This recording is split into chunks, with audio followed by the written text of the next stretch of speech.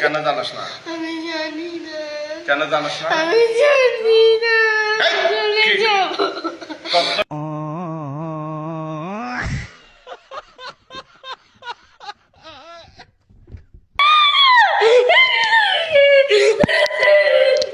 এখন কি দিতে পারবে? আমি তো বন্দি করে ফেলছি, কিভাবে দিবে? এই,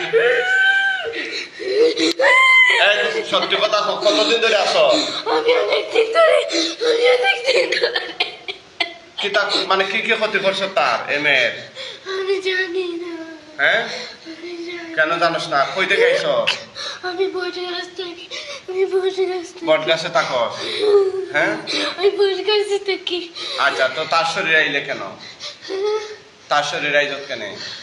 আমি তার সেও না গিয়েছে, ওনার কাছে লো ওই বট গাছে? কোথায় বট গাছটা? স্কুলে। স্কুলে কি বট গাছ আছে? ফ্লাওয়ার স্কুলে।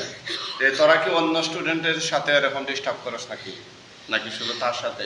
তার সাথে আচ্ছা গাইস, ভিডিওটা তো দেখলেন, কে কোনভাবে নিয়েছেন কমেন্ট করে জানাবেন। কেউর মতে এটা সঠিক যে জিন যার উপরে বর করে তার বাসায় কথা বলে জিন, এটা আমি যতটুকু জানি, তার বাসায় কথা বলে জিন তার উপরে হাজির হয়, হলে তার থেকে উত্তর নেয়, আমি যতটুকু জানি এইভাবে জিন তাড়ানো হয় একজনের শরীর থেকে। তো এই হুজুর যা করলেন, আপনাদের মতে এটা কি ঠিক আছে নাকি এটা বন্ডামি, নাকি এটা সঠিক?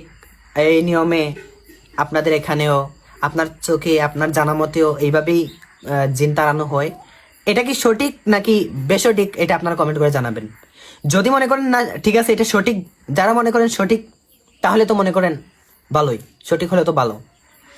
যদি সঠিক মনে করেন তাহলে এই ভাইয়ের পেজ উপরে আমি মেনশন করে দিব।